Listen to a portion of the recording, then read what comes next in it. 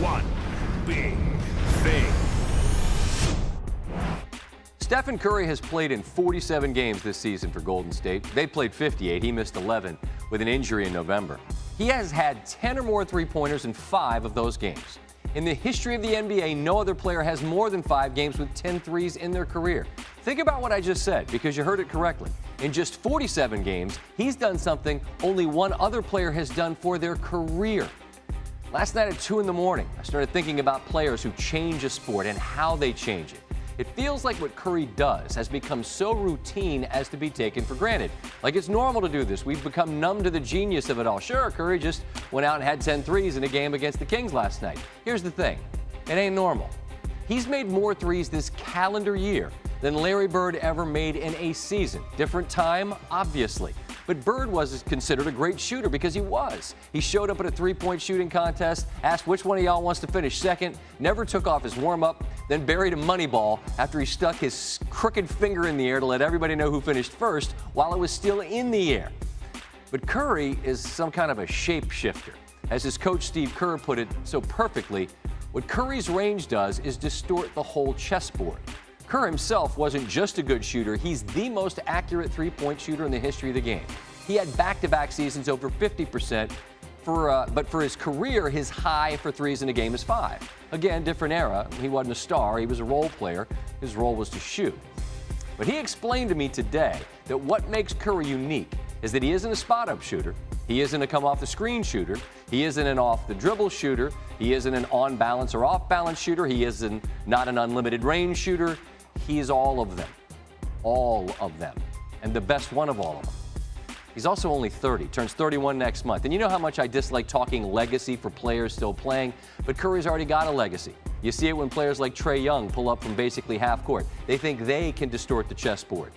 But he's shooting 31%. Had a stretch early in his rookie season where he went 8 of 59 from 3. People attempt to emulate Curry, try to do what he does, but he's the only him out there. He's made 10 or more threes in 10% of the games he's played this year. It's spectacular. It's the evolution of the game, and he is at the forefront. I mentioned the stat about Kerr, the most accurate three-point shooter ever, whose career high in threes in a game was 5. He did that 4 times in his career. That's 910 games. Curry's had at least 5 in 30 of the 47 games he's played this year.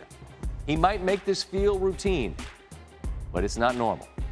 Tim Legler sliding in here.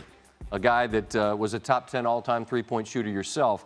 And like I reached out to Kerr, I'm doing the same to you. And I guess what I'm asking you to do is help me understand how, as a great shooter, you consume what it is this guy is doing. I'd love to be able to put it in context, but what he's doing is really incomprehensible to all of us, even great shooters, right, and guys that did it for a living.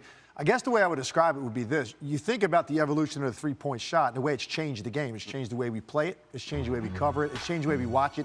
It's changed who wins titles.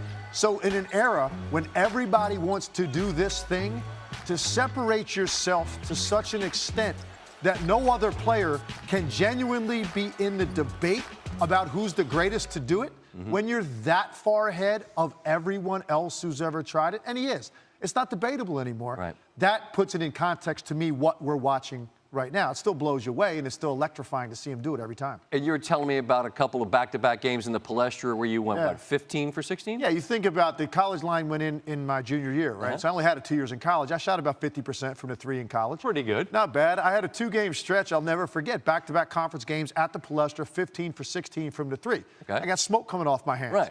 And I still only got to 7 in one game and 8 in the other, and I only missed 1.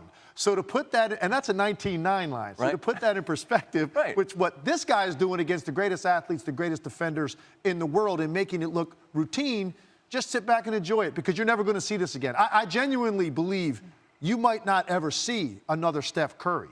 He's that accurate from that distance. I don't know you're going to see that combination again. I mean, no disrespect to the greatest 2-game stretch of your college life. That's just a random week for this guy. Like, you know what I mean? Like, no 15 to 6, like, that's what he does. That's just, thank you. I mean, I don't know. I tried, but no. It's a shooting genius trying to help us understand a shooting genius, and that's what that guy is. It's a nuts. No doubt. Bananas. Tim Legler.